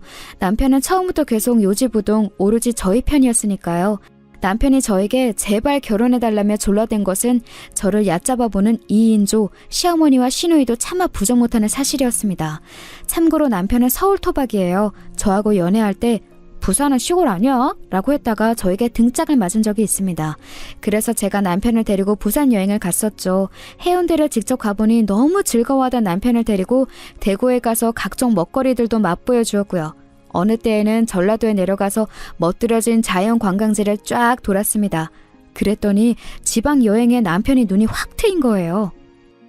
모르고 살았는데 나는 이런 거를 너무 좋아하는 것 같아. 너랑 살면서 평생 이런저런 곳 구경하고 놀러다니면서 살고 싶어. 어느 날 남편이 유독 수줍은 기색으로 저에게 그런 말을 했을 때 처음 알았었죠. 이 남자가 저와 결혼을 하고 싶어 한다는 건 말입니다. 제가 명색의 시골 출신이기 때문에 남다르기는 했습니다. 남편의 길을 걷다가 와, 로즈마리가 있네? 허브가 길가에 막 놀렸어. 이랬을 때 제가 알려주었죠. 자기야, 그건 쑥이야. 냄새를 맡아보면 알잖아. 그랬더니 남편이 화들짝 놀라더군요. 어느 날은 해산 분홍 색감의 꽃을 보면서 색이 신비롭다. 이런 특이한 꽃은 이름이 뭘까? 라고 하길래 제가 고민하다 정답을 알려주었습니다. 자기야, 그거 장미야. 장미가 빨간 장미, 흰 장미만 있는 게 아니라서 그런 것도 장미과에 속해. 그때 남편의 눈이 튀어나오려고 했었죠. 그 정도로 남편은 자연이라든지 아무튼 그런 것에 문외한이었어요. 저하고 다니는 걸 무척 즐거워한 이유였죠. 남편은 멀리 여행이라고 해봤자 학교 방학 때 자기 사촌들이 살고 있는 독일에 다녀오는 게 전부였고 군대 가기 전에 미국 여행을 2주 다녀온 게 큰일이라고 했습니다. 아, 독일에 친척 좀 산다는 것이 시댁의 주된 자랑거리이기도 했네요. 남편은 계속 공부만 하느라 바쁜 인생을 살아온 사람이었어요. 집안의 기대에 압박을 너무 많이 받아온 거였죠. 학교와 학원만 오가면서 학창시절을 다 보냈고 대학교 때는 좋은 직장을 목표로 하느라 정신이 없었고요. 집안에 대들보인 아들이 해내야 한다고 시부모님께서 하도 그러셔서 남편은 그것에만 집중하며 살아왔다고 합니다. 괜찮은 직장에 들어가서 자리를 잡고 나니까 내 인생은 뭘까? 이 다음에는 이제 뭘 해야 할까 고민이 되었고 그때 저를 만나면서 인생의 활력을 새로 찾은 거였어요. 남편이 결혼만큼은 자기 뜻대로 꼭 밀어붙인 게 그 때문이었고요. 결혼 후에 저를 여러모로 못마땅해 하시는 심정을 드러내신 시어머니께서는 어느 날 제 학력을 가지고도 걸고 넘어지셨는데요. 그건 제 학력이 부족해서가 아니었습니다. 너를 보면 시골은 확실히 대학 가기가 쉽고 유리한 것 같구나. 네가 어떻게 우리 아들하고 같은 대학을 갈 수가 있었을까? 그게 다 시골 전형인지 뭔지 하는 게 있어서야. 네? 어머님, 저는 오빠하고 같은 대학 안 나왔는데요. 뭔가 잘못 아신 것 같아요. 나도 알아. 다른 대학이긴 한데 수준이 같으니까 그냥 그렇게 말을 한 거야. 대학에 급이란 게 있잖니? 그 급이 같으니까. 굳이 급이라는 걸 따지신다면 제가 졸업한 대학이 더 급이 높은데요. 하늘 밑에 땅이 있는 법이잖아요. 우리나라 3대 명문 서울대, 고려대, 연세대를 묶어서 스카이라고 하죠. 스카이는 하늘이라는 뜻이니까 제가 그렇게 슬쩍 비유를 한 겁니다. 저는 스카이를 나왔지만 남편은 아니라는 거였어요. 그러자 비유를 알아대신 시어머니께서 얼굴이 막 빨개지셨습니다. 불러온 시댁에서 저는 대파다발을 손질 중이었는데 시어머니께서 대파 한 대를 들어서 그걸로 제 머리를 치셨어요. 이 머리통, 분명히 우리 아들보다 못한 게 들어있을 텐데. 그래야 하는데 왜 시골 촌구석에서 학원도 하나도 안 다녔는데 우리 아들보다 좋은 대학을 갖고 난리야? 갑자기 대파로 머리를 맞은 저는 하나도 아프지는 않았지만 기분은 나빴죠. 그러나 시어머니께서 잔뜩 약이 오르신 얼굴을 하고 계셨기 때문에 저는 따지지 않고 그냥 가만히 있었습니다. 사실 하늘 밑에 땅이라는 비유도 참고 가만히 있을 수 있었는데요. 저를 얕잡아 보시는 게 너무 속이 상했던 나머지 입에서 막 튀어나가 버린 것이었네요. 어쨌든 대파로 맞고도 가만히 참았건만 시어머니께서는 그날 이후로 저를 야근년이라고 하셨습니다. 저에게 대놓고 그리 부르지는 않으셨지만 제가 그걸 어떻게 알았는가 하면 시누이가 말해줘서 알았습니다. 우리 엄마가 옳게 보고 자꾸 야근년이라고 하면서 말씀을 하시는데 내가 다 미안해 옳게. 우리 엄마가 좀 기분 파여서 그래. 기분 풀어지면 다시 호칭 원상복구 될 테니까 걱정하지 마. 맞다. 원래 호칭은 근데 뭐였지?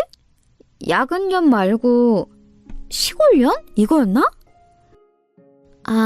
네. 형님은 저에게 별걸 다 알려주시네요. 친근감의 표시라고 생각하고 좋게 받아들일게요. 당연히 좋게 받아들여야지. 나쁘게 받아들인다는 선택지도 있었던 거야? 옳게 시골 순박한 여자인 줄 알았는데 우리 엄마의 눈썰미대로 야근년이 맞나 봐. 황당하게 얄미운 소리를 하면서 사람 속을 긁어놓는 시누이는 저와 처음 보는 자리에서도 범상치 않은 면모를 보인 바 있는 사람이었습니다. 그때 저에게 했던 말이 뭐였더라? 자기는 백화점 말고 다른 곳에서도 쇼핑이 가능하다는 걸 안 지 몇 년 안 되었다고 했던가? 뭐 대충 그런 소리를 하면서 저보고 시골에도 선크림이 있는 건지 살이 별로 안 탄 것 같다고 했었죠. 제가 대학을 서울로 와서 그 이후로 계속 주로 서울에 살았건만 웬 시골 선크림 이야기인가요? 백화점 말고 다른 데가 있는 줄 몰랐다는 건 자기가 우물안 개구리라고 광고하는 꼴처럼 보였습니다. 너무 기가 막혔는데 그게 다 의스대는 것이라는 것을 알고는 그냥 적당히 맞춰줬습니다. 자기는 서울도시 깍쟁이 여자이고 없이 살아온 적 없는 집 자식이고 결혼 잘해서 돈 잘 버는 남편 둔 사람이라는 걸 저에게 과시하고 싶어 했어요. 신우의 남편, 그러니까 제 시매부는 장사를 하는 사람이었습니다. 당시에 젊은 사람들에게 엄청 인기 많았던 카페, 그리고 일본식 덮밥 식당을 동시에 운영하는 수완 있는 사업가로 볼 수 있었죠. 카페와 식당이 한 건물에 있었기 때문에 가게들의 상황을 면밀히 체크하면서 시매부가 관리를 잘했습니다. 기본적으로 그 건물 위치가 서울 강남 한복판이라는 게 엄청났고요. 사위 잘 두었다고 시부모님께서 어깨에 힘이 들어가 계셨음은 뻔한 일이었습니다. 네가 광고하는 것 같아서 새삼 알려주는 건데 내가 바로 강남에서 잘 나가는 사업장을 둔 성공한 젊은 사업가의 장모 되는 사람이야. 너는 이런 의미가 대관절 뭔지는 알겠니? 네? 좋은 의미 아닐까요? 저도 덕분에 가서 덮밥 먹어보고 카페 음료도 마셔봤는데요. 맛도 훌륭하지만 인테리어를 감각적으로 잘 해놔서 인기가 많은 것 같았어요. 센스가 대단한 가게들이었습니다. 저희 동네에도 그런 거 생기면 좋겠다 싶더라고요. 그 동네에 생겨봤자 뭘 하겠어? 강남이니까 대단해 보이고 그렇게 성림이 바글바글한 거야. 바로 강남이니까. 아이고 이 시골 촌거사. 하여간 얘는 자기가 얼마나 대단한 집안에 시집을 온 건지도 전혀 자각이 없어요, 자각이. 시어머니께서는 직장 잘 잡은 사람 위에 강남에서 성공한 사람이 있고 더 그 위에는 강남에 건물이 있는 사람이 있다고 했습니다. 모름지기 강남에 집이 있고 건물이 있는 것보다 후련하게 속편한 인생은 없다고도 하셨죠. 그런 야욕을 가지고 살아가야 하는 법인데 저를 보면 한가한 시골 풍경이나 그려지는 것 같아서 속이 답답하다는 말씀도 하셨던 것 같네요. 자기를 싫어하는 사람 앞에서 주눅들지 않기란 어려운 법이었어요. 게다가 저는 며느리 입장이었으니 왠지 시댁의 미운 털부터 박힌 채로 결혼 생활을 했음이 실감이 나서 약간은 주눅이 들고 말았습니다. 지방에 본가를 두고 대학이나 직장 때문에 서울에 올라왔다가 눌러 사는 사람이 얼마나 많은데 왜 저만 그렇게 시골 사람이라고 폄하시면서 못마땅해 하시는 건지 너무 속이 상하기도 했어요. 남편은 시골이든 뭐든 다 좋아라고 하는 사람이었기에 혹시 시어머니께서도 속으로는 시골을 너무 좋아하시지만 뼛속까지 도시 여자인 척 하시려고 일부러 그러시는 걸 수도 있다는 생각이 잠시 들었습니다. 그래서 저는 주말을 이용해 집에 내려가 있다는 남동생에게 부탁해서 예쁜 시골집의 전형인 저희 친정집의 전경과 그 일대의 풍경 사진들을 찍어서 보내달라고 그랬어요. 그리고 남편에게 멋진 사진을 추려달라고 한 뒤 그걸 시어머니께 보여드렸습니다. 어머님, 결혼식 전에 영상으로만 제 친정집을 보셨었죠? 제가 사진을 가지고 와봤어요. 이렇게 보시는 게 더 좋을 것 같아서요. 마을 풍경이 정말 고즈넉하고 예쁘죠? 사진 작가들도 종종 와서 작업을 하고 갈 정도예요. 아, 바로 여기 마당에 화분 쫙 있는 집이 제 친정집이에요. 모퉁이에 나온 이건 뭐야? 지저분한 덩어리가 설마 항아리는 아니겠지? 와, 금방 알아보시네요. 맞아요. 이것들은 항아리예요. 좀 특이하게 생겼지만 그만큼 아주 귀중한 거라고 해요. 별게 다 귀중하다고 하네. 이건 무슨 고려시대 유적이라도 된다니? 아유, 그래도 귀한 것이라고 해서 마당 구석에 잘 모셔놓은 걸 보니 네 집안이 아주 그런 걸 안 따지는 건 아닌 듯해서 다행이구나.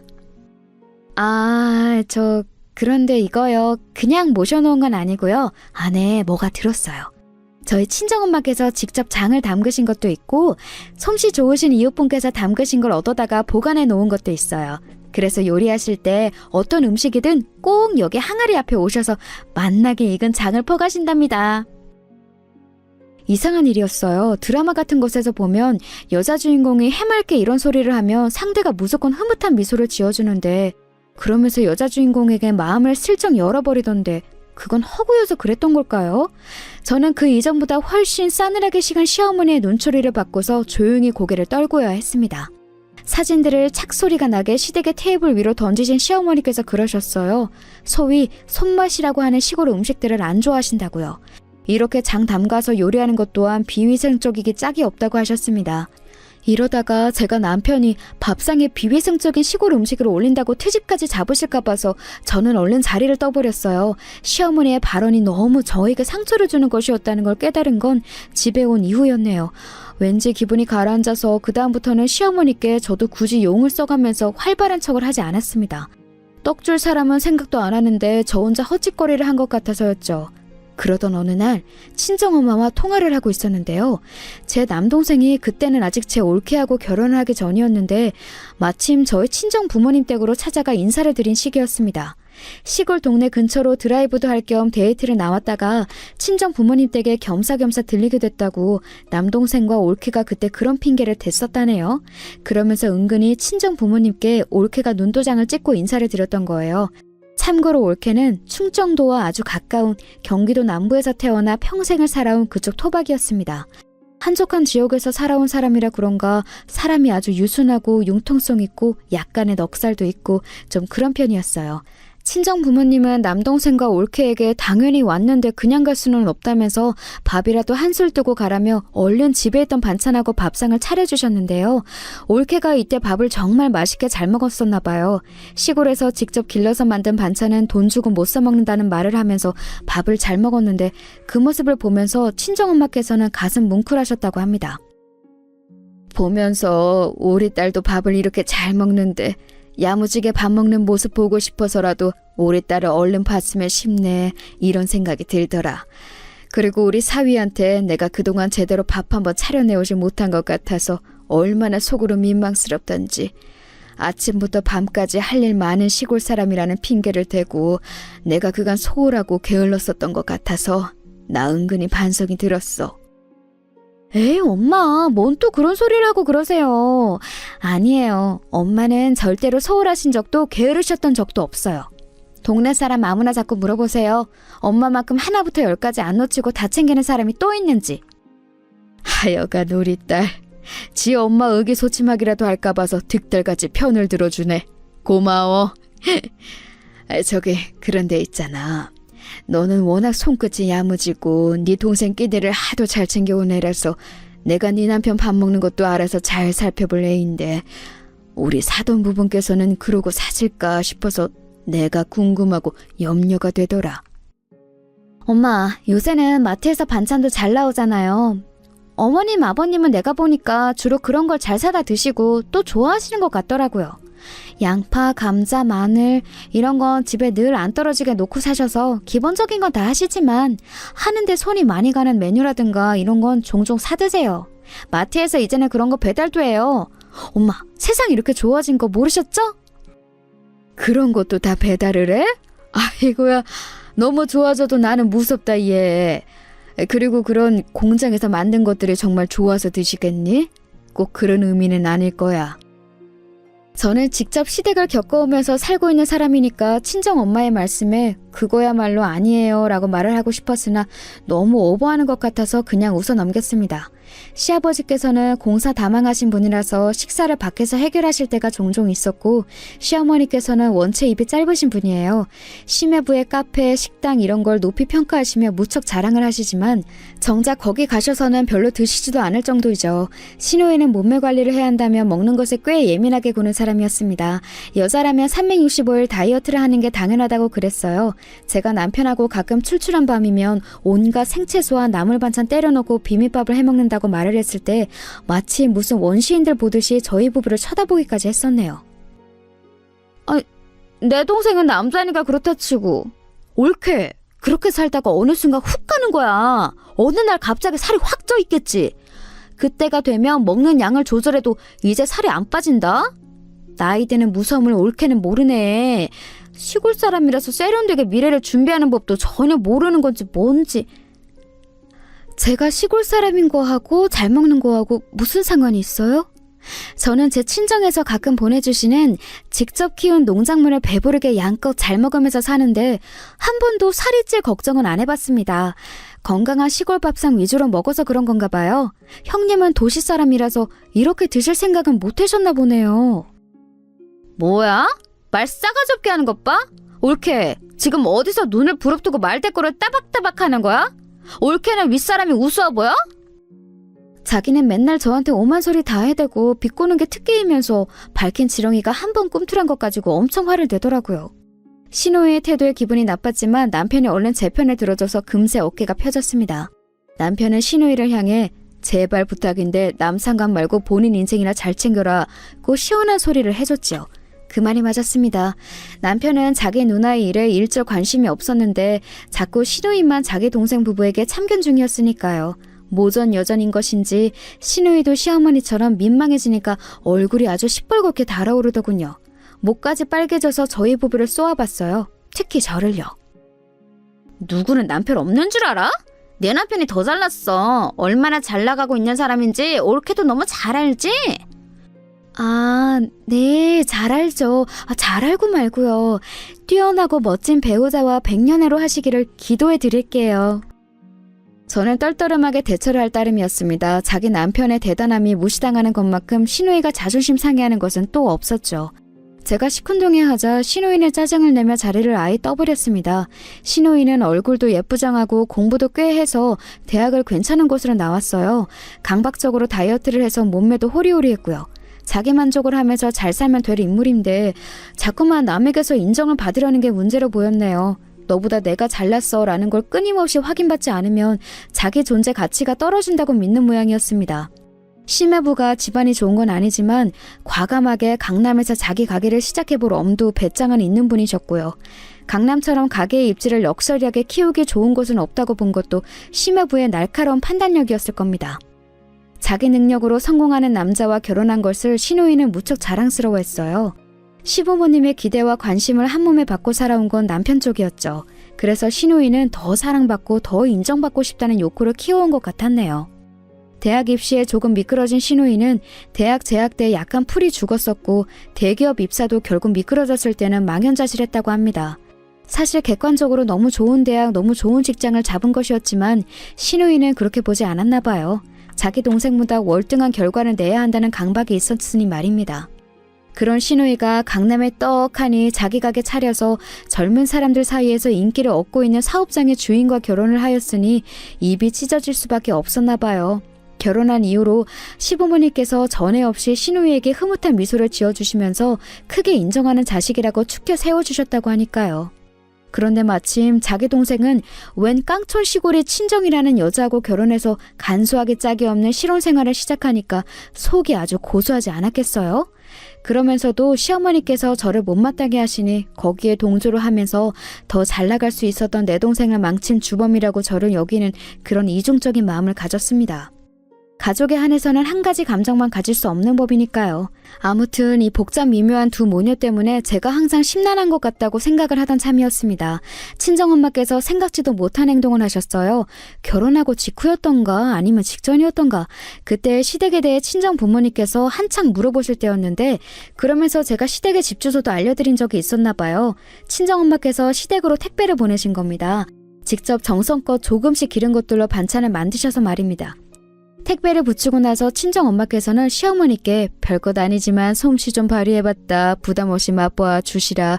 간략하게 전화를 드렸다고 합니다. 그랬더니 시어머니께서 아, 예 하고 마시더래요. 갑자기 의욕에 불타셔서 행동에 옮기시기는 했으나 막상 미적지근한 시어머니의 반응을 접하자 그제서야 친정엄마께서는 멋쩍어지셨나 봐요.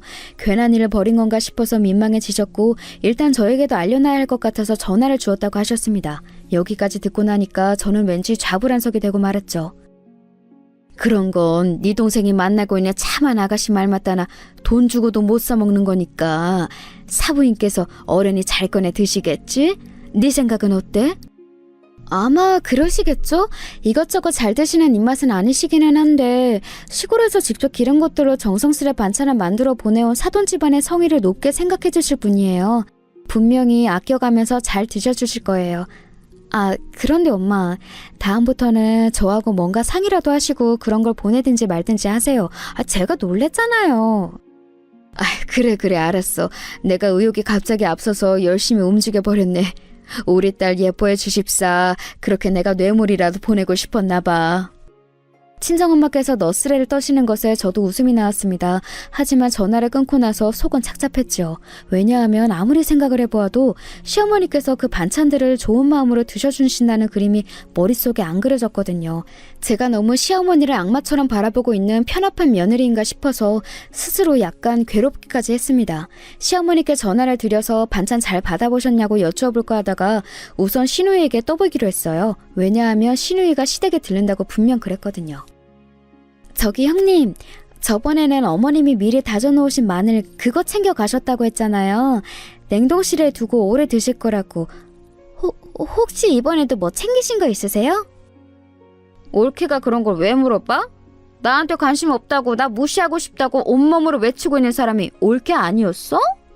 내 남편이 너무 잘났으니까 내가 부럽고 질투가 나는 걸 일부러 감추려고 그렇게 구는 사람이 올케잖아. 네, 알겠습니다. 다른 걸 여쭤보려고 전화드린 건데 지금은 어렵겠네요. 그런데 시누이가 웬 헛소리만 하는 바람에 소득 없이 전화를 끊을 수밖에 없었죠. 알아가면 알아갈수록 특이한 사람의 시누이 같았어요. 그런 정신 상태는 도저히 종잡을 수가 없었죠. 고민하던 저는 장바구니를 챙겨서 이튿날 시댁으로 향했어요. 친정엄마의 반찬을 워낙 좋아하는 저라서 혹시 받으신 양이 많으면 좀 덜어가려고 한다는 말씀을 드리면 완벽할 것 같았습니다. 실제로 그렇게 챙길 작정이기도 했고요. 모르긴 몰라도 입 짧으신 시어머니께서 감당하시기는 어려울 양일 게 분명했어요. 그런 생각으로 도착한 시댁에서 저는 미심쩍은 정황을 포착하고 말았습니다. 시어머니께서는 지인분과 한창 통화 중이셔서 제가 들어서자 눈인사만 보내오셨고요.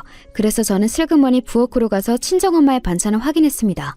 그런데 없는 거예요. 아무리 살펴봐도 친정엄마께서 보내셨다는 그것들이 보이지 않았습니다. 시원한 날씨임에도 얼음팩을 2중 3중으로 싸서 보내셨다고 했으니 분명히 냉장 보관이 되어 있어야 할 반찬들이었거든요. 고개를 갸웃거리던 저는 내다 놓으려고 입구를 꽉 묶어 놓은 쓰레기 봉투에서 시선이 멈추었습니다. 반투명해서 안이 비치는 쓰레기 봉투에서 보이는 것은 친정엄마께서 사용하셨을 법한 보자기였습니다. 저는 홀린 듯이 쓰레기 봉투를 열어 그것을 확인하고 말았어요. 그리고 참담해졌죠. 마침 통화를 끝낸 시어머니께서 저를 찾아 이쪽으로 오셨다가 화들짝 놀라셨습니다. 너는 그걸 왜 찾아보고 그래? 별로 달갑지도 않은 걸 네 엄마가 멋대로 보내오니까 나는 별 수 없었어. 사돈인데 네 엄마라뇨? 대체 왜 별 수가 없으셨어요? 안 되실 거면 저에게 주신다는 선택지도 있으셨잖아요. 너한테 주면 우리 아들 입에도 그게 들어갈까 봐서 그랬다. 왜? 하여간에 괜히 시골 것하고 엮여서 내가 별거를 다 보겠네. 아유 귀찮아. 아유 정신없어. 시어머니께서 그렇게 외치시며 안방으로 들어가 버리셨어요. 저는 고스란히 쓰레기로 버려진 친정엄마의 반찬들을 보고 눈물을 흘렸습니다. 속상하다는 말로는 표현이 부족했어요.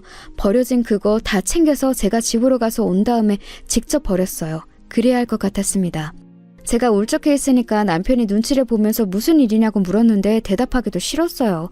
생각의 정리도 좀 필요했고요. 그런데 이튿날 친정엄마께 연락이 왔습니다. 알고 보니까 남편이 친정엄마께 여느 때처럼 안부 전화를 드리다가 제 얘기를 한 거예요. 표정이 너무 안 좋고 정황상 자기 집에 갔다 온 것 같고 웬 음식물 쓰레기 같은 걸 한 움큼 버리고 오더니 한숨을 쉬고 이런 식으로 남편이 다 떠들어 버렸는데 친정엄마께서는 단박에 감을 잡으신 겁니다. 무슨 일이 있었던 건지 말이에요. 택배 새로 보냈다. 아무래도 양이 사돈 내외 두 분이 드시기에는 많은 것 같으니까 네가 들러서 좀 받아가든지 그렇게 해. 제가 그 소리를 듣고 얼마나 놀랐던지 몰라요. 아니 대체 왜 또 이를 버리신 건지. 우체국 당일 택배라서 저녁에 시댁으로 도착한다는 건 알고 저는 퇴근을 시댁으로 했습니다. 친정엄마의 반찬을 챙기려는 마음도 있었고 단판을 지으려는 심산도 있었어요. 무례를 제대로 따질 작정이었죠. 시댁에 가니까 마침 시누이도 와 있더라고요. 그런데 시어머니와 시누이 둘 다 넋이나간 얼굴로 부엌 식탁을 둘러싸고 서 있었습니다. 식탁에 친정엄마께서 보내신 택배가 풀어져 있는 것을 보고 제가 얼른 놀라서 다가갔죠. 시누이가 저를 먼저 발견했어요. 올케? 마침 잘 왔어. 설명 좀 해줘. 이게 어떻게 된 일이야? 시골 택배가 왔길래 피식 웃으면서 열어봤다가 이상한 걸 발견했어. 사부인이 뭔가 이상한 걸 보내셨는데 네가 설명해줬으면 싶구나. 이게 대체 뭐니? 아니 왜 우리 사위가 장사하고 있는 강남의 그 건물의 기념수건이 보자기 대신에 들어있는 거야? 동봉되어 있는 이 서류는 뭐고? 사부인께서 그 건물의 소유주라고 되어 있는데 아니지? 이거 농간이지? 시어머니께서 거의 숨이 넘어가시려고 했습니다. 저는 그 순간 친정엄마께서 왜 택배를 다시 보내셨는지 알아차렸고 저도 모르게 씩 웃고 말았네요. 그러자 두 모녀의 안색이 이제는 아예 창백해졌습니다. 늘 빨갛게 달아오르는 것만 보다가 핏기 가시는 모습을 보니까 색다르더군요. 맞아요. 저희 엄마가 마침 그 건물 주인이세요. 제가 명쾌하게 답을 드리자 시어머니께서는 다리에 힘이 풀려 주저앉으셨어요. 시누이는 말도 안 된다며 현실을 부정했죠. 그래서 제가 알려주었어요. 애초에 저는 남편하고 그 건물에서 만났다는 사실을 말합니다. 남편은 심야부에 가게를 구경하러 들른 참이었고 저는 친정엄마의 건물을 보려고 갔다가 눈이 맞았던 것이었거든요. 건물 부자도 맞고 땅 부자도 맞다는 말까지 덧붙였더니 이번에는 시누이가 반쯤 눈동자를 뒤집으면서 주저앉았어요. 저희 친정은 한두 푼에 그렇게 연연하는 집이 아니어서요. 몇 달 공실로 둬도 상관없으니까 계약 끝나는 대로 지금 장사하고 있는 집을 쫓아내도 돼요. 사실 세를 더 낼 테니까 들어오고 싶다는 사람은 널렸기도 하고요. 옳게! 그게 무슨 소리야? 에이, 안 될 소리지. 그럼 쫓겨나는 사람은 죽으라는 소리야? 아니지. 내가 이럴 때가 아니구나. 옳게. 내가 그동안 올케한테 너무 모질었지? 미안해. 내가 나쁜 마음에서 그런 건 아니었어. 시누이가 혼이 쏙 빠진 얼굴로 정신없이 떠들었습니다. 자존심이고 뭐고 지금은 굽혀야 될 때라고 판단했던가 봐요. 시어머니께서는 입만 뻐끔거리시며 저를 멍하게 올려다보셨어요. 완전히 정신이 붕괴되신 듯 보여서 저는 그냥 친정엄마의 반찬을 챙겨다가 꾸벅 인사를 드리고 나왔습니다. 그러자 시누이가 맨발로 저를 따라 나왔어요. 배웅도 안 받고 그냥 가냐면서 아주 혼비백산으로 저에게 인사를 해댔습니다. 저는 씁쓸한 웃음으로 대꾸를 해주고 집으로 갔죠. 남편에게 있었던 일을 다 말해주었고요. 남편은 다른 것보다도 제가 그동안 소가리를 하면서 상처를 받아온 게 속상하다고 하면서 그 부분에만 초점을 맞췄습니다. 그때 생각했네요. 어찌됐든 이 남자와 결혼하기는 잘했다고 말입니다. 친정 엄마께도 상황을 보고 드렸고 감사하다고 사랑한다는 인사 또한 빼먹지 않았네요. 일확천금 생기자마자 서울에 건물 사두기를 잘했다고 하시면서 친정엄마께서는 2다리 쭉 뻗고 주무신다고 했어요. 저도 2다리 뻗고 잘 잤는데 다음날 한숨도 못 주무신 얼굴로 저를 찾아오신 시어머니께서 사과를 하셨습니다. 내가 미안하다. 진가를 알아보지 못하고 아둔하고도 어리석게 굴어서 면목이 없네. 부족한 시어미 불쌍하게 여긴다는 마음으로 용서해주고 받아줄 수는 없을까? 남편이 이미 시어머니께 불같이 화를 낸 다음이었기 때문에 더더욱 안색이 좋지 못하셨죠. 저는 사람의 본성이라는 건 잘 안 바뀌기에 시어머니께서 저에게 진심으로 미안해서 이러신다고는 생각하지 않았어요. 하지만 제가 사랑하는 남편의 모친 되시는 분이고 새롭게 고부관계가 정립되었음을 알았기에 그 사과 받아들였습니다. 시어머니께서는 그 이후로 저하고 친하게 지내고 싶으신데 불쑥 다가가기에는 전에 자행하신 언행들이 있어서 몹시 망설여진다는 기색을 드러내시며 한동안 전전긍긍하면서 사셨어요. 시누이가 저에게 얼마나 딸랑거리며 아부를 떠는 사람으로 바뀌었는지는 설명이 필요하지 않을 정도네요. 어느 날은 술에 취해서 제 남편에게 결국 네가 이겼구나 라며 우는 소리를 해서 저를 당황시키기도 했답니다. 아무튼 지금 저는 애 2 낳고 키우느라 삭신이 쑤시는 엄마가 되었어요. 나날이 회춘을 하시는 건지 건강하셔서 감사한 친정 부모님과 저를 여전히 어렵게 생각하시면서 손주들을 열심히 봐주고자 하시는 시부모님 사이에서 아주 적당한 나날을 보내고 있답니다.